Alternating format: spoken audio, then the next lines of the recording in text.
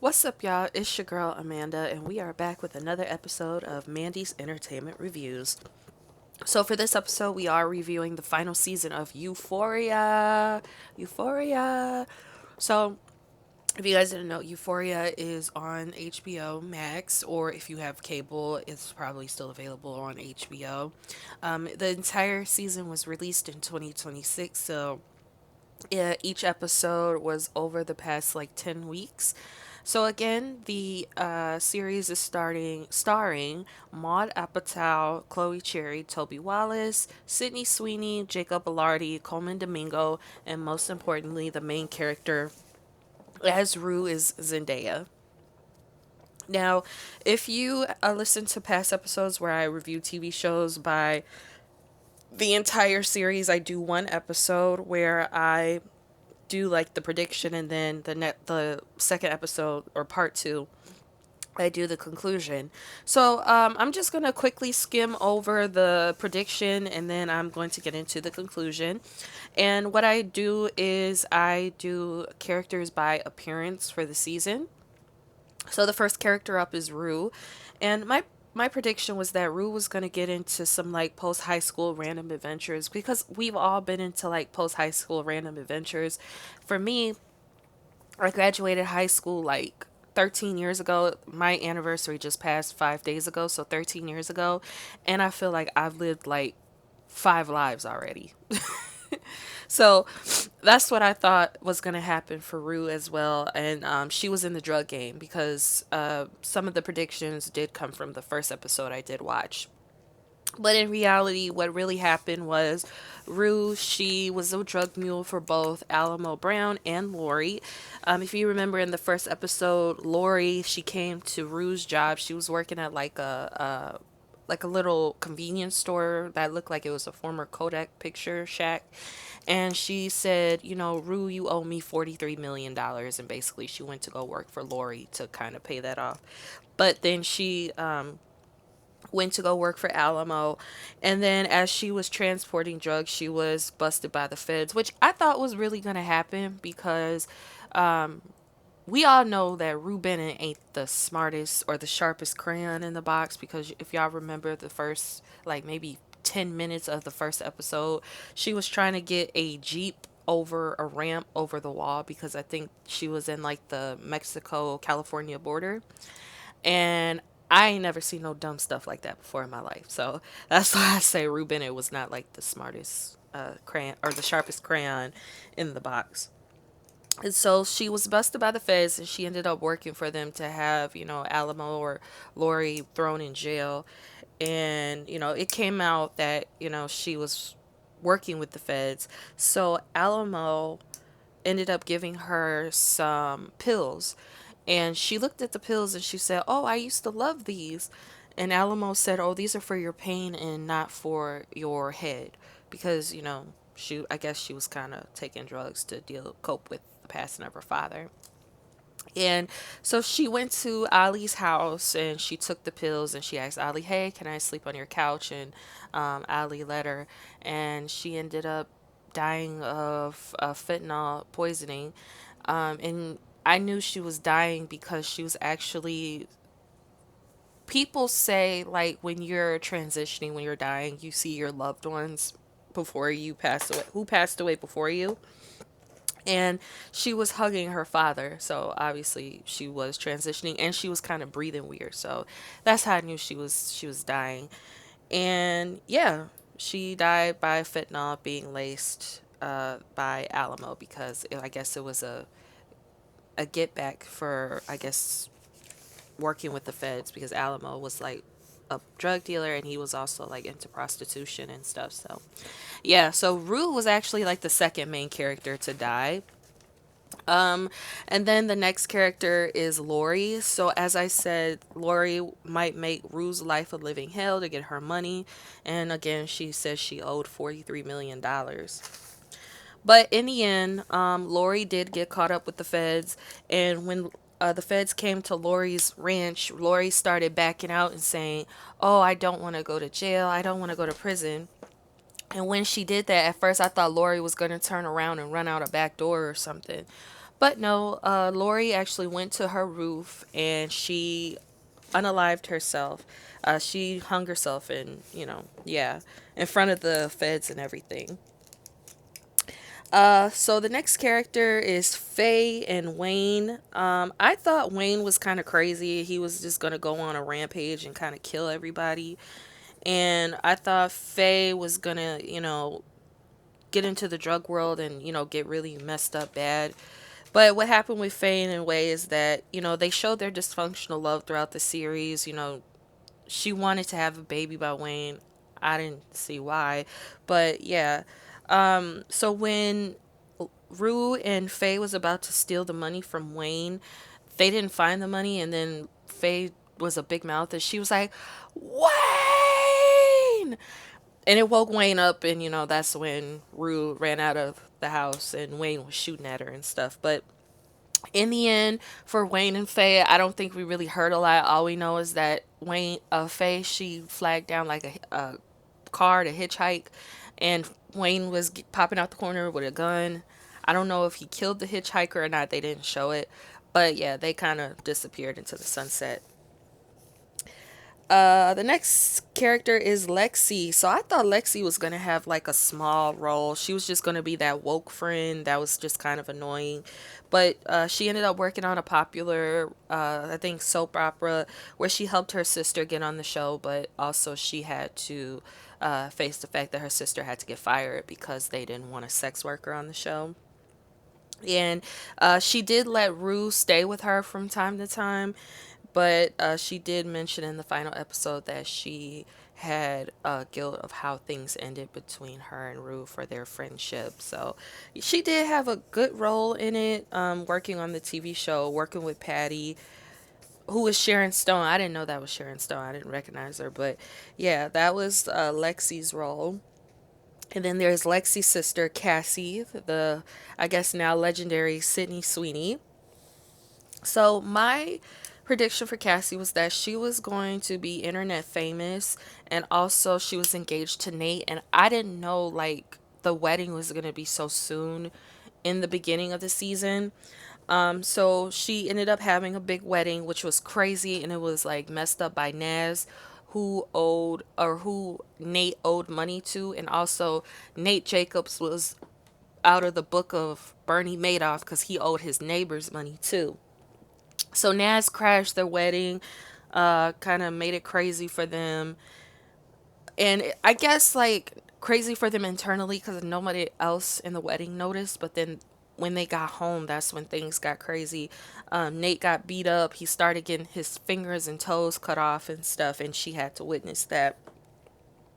So she ended up doing like OnlyFans and content and stuff to make money for Nate to pay Naz off so, he could stop getting beat up and they can keep their pretty house or whatever. But I don't think she got the money in time, and she ended up finding her husband buried alive, well, in a box, and he was dead. So she was engaged in the beginning of the season, then married, and now she's a widow. Yeah. Now Euphoria kind of got dark. And they had a nice house too, and she didn't want to. She did say, "We owe more money on the house than what we paid for." I'm like, dang, what kind of loans y'all signed up for? Next character is Bishop. And Bishop, he's a new character, and I didn't put him in the first episode because I didn't know his name. I got him and Marshawn Lynch's character's name mixed up. So for Bishop, I just said, he's just going to be a silent but deadly force, and I was right because Bishop ended up, well, he worked with Alamo very closely. He was Alamo's right hand, but in the end, he worked closely with Alamo, but took the bullets out his gun for Alamo to be killed when it was during that fight between him and Ali over the revenge of the death of Rue.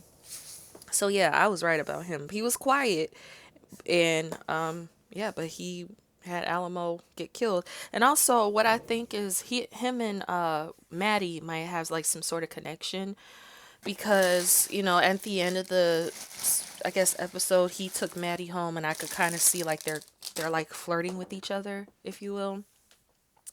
The next character is Naz. So Naz, I predicted that he might make Nate lose his business in general. And what I mean by that is Nate might still be alive, but I was wrong. So Nas tortured Nate by crashing his wedding, cutting off his body parts, and thanks to the help of Maddie, he was killed by Alamo. They did like some sort of money in exchange, but Alamo ended up killing him. And he let his like right hand go, but they killed Nas. Um, Nate. So for Nate, he did take over his father's construction business because his father was portrayed by Eric Dane. Eric Dane in real life was diagnosed with ALS, which kind of affected his career. He did make a couple appearances at the well, he did make an appearance at the wedding where he ran into Jules, but he took over his father's construction business. It was busy, but he owed Nas a lot of money, and he relied on Cassie to pay Nas off. But as money didn't come quick enough, he kept getting his body parts cut off. And because of that, Nas buried him alive in the middle of the desert, and he was killed by a snake. It was a rattlesnake. There was a hole in Nate's box, if you will, and the snake went in there and I guess bit him. And then when they found him, Maddie and Cassie, the snake was still alive and slithering around him, but Nate was gone from a bite because they made his eyes all glassy. Like when somebody dies, they made his eyes glassy. Maddie. So what I assumed for Maddie is that she's gonna work as a manager and she might have all the rich people tea. She might have come around and be like, "Well, this actor did this and this actor did that." But I didn't know she was gonna have like a bigger role than that. So she worked as an assistant turned manager. She managed Cassie. She yeah, helped Cassie become the big star that she is. She used Alamo for business. Alamo loved her, I think, but Cassie used Alamo for business, and that's when she helped Cassie find Nate. And she was also involved in the shootout involving Alamo and Ali.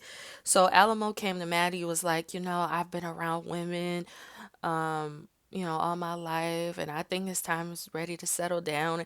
And Alamo wanted he wanted to get Maddie pregnant and have the white picket fence and stuff, but it wasn't gonna happen for Alamo, obviously. Next one is Ali. Speaking of Alamo and Ali, so I put that he was gonna be there for Rue, will always give her spiritual advice. I guess he was like gonna be a background character that kind of helps Rue in a way, but not really. But we ended up finding out that Ali was a father. He had two kids. He was a husband and a father.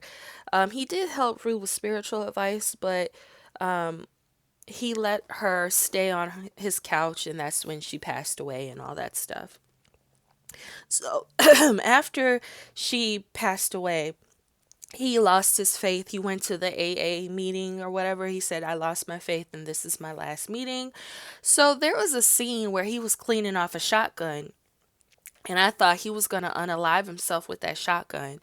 But turns out he went to the club and he killed Alamo in retaliation for Rue's overdose. Like he basically shot up the club and was like, "Alamo Brown, come out, Alamo Brown."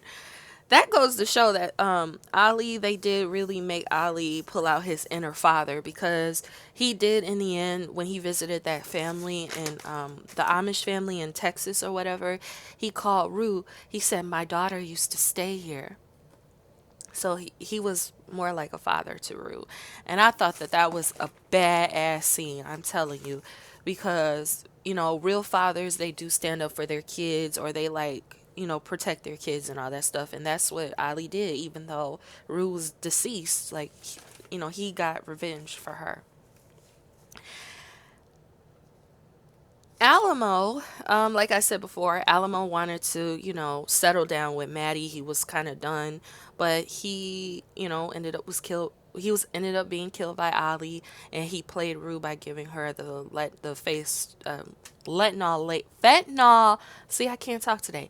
Fentanyl laced pills. So Alamo was the bad guy at the end of the day. G is Marshawn Lynch's character, And what did I think for G? G was like, let's see. G, I thought he was just that character because he's Marshawn Lynch and Marshawn Lynch does random side quests. He was just going to be the character that loves to party. And, it's funny or the comic relief, but turned out G was shot in the genitals by Ali for lying to him about the whereabouts of Alamo. So I don't know if he died, but he did get shot in his genitals. Big Eddie, who is portrayed by Kadeem Hardison, I thought that, he was just going to manage the strip club under Alamo, but he ended up quitting after being caught up by the feds in Mexico, and I don't blame him. Angel, which was one of Rue's love interests, I assumed that, you know, Rue was going to use Angel in some way, but Angel ended up kind of leaving the club, and Rue ended up finding her ID, and it was presumed that she was being trafficked. And lastly, Jules, my assumption for her was that she would go back and forth. It was going to be like a difficult love story between her and Rue. But after Rue passed away, because they did reconnect in the season, after a nasty fight, they did stop speaking, and then Jules went back to her life of being a sugar baby. For I think her boyfriend's name was Elliot. So I do rate overall this season 4 out of 5. Again, it is the final season, so there is no reason to ask should this be renewed. What I liked about the season was that, there were episodes of backstories for the characters. Like, that's how we learned that Ali was a father and a husband. We learned about, like, Alamo's childhood and how he grew up. Like, we learned that his mother was with a guy for a long time, and then I guess they split up because of cheating or whatever. And I like the music that they used. I did like the reference of the Dwayne Wayne glasses that Big Eddie wore, because obviously Kadeem Hardison is Dwayne Wayne from a different world. They did talk about the realities of the pandemic, so they didn't skate over that like other TV shows do. They did talk about it. Seeing Eric Dane, and lastly, the archive of Fez and Rue. And I was on, I think, Twitter the other day, and they said that that's basically them reuniting in the afterlife, which I didn't think about that. What I disliked is, the mention of fentanyl, because we all know, like, the effect of fentanyl. It did have some boring parts that made me like have a hard time paying attention, but I really had to, because sometimes those boring parts do say like very important things in there. And lastly, the main characters dying, like Rue and Nate. We kind of followed them from high school into when they're in the real world as adults, so that made me sad.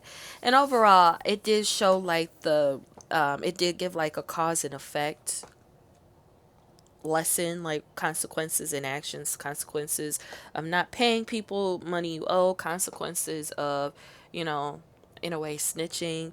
So, and also, again, what I really liked, that it showed that Ali was deep down a father for what he did for Rue. So that is my review for Euphoria, the final season. You could watch all 3 seasons on HBO Max now. It took me like 3 days to record this review. I don't know why, but I hope y'all enjoy this review and other reviews that I am releasing soon. And I will talk to y'all later. Peace.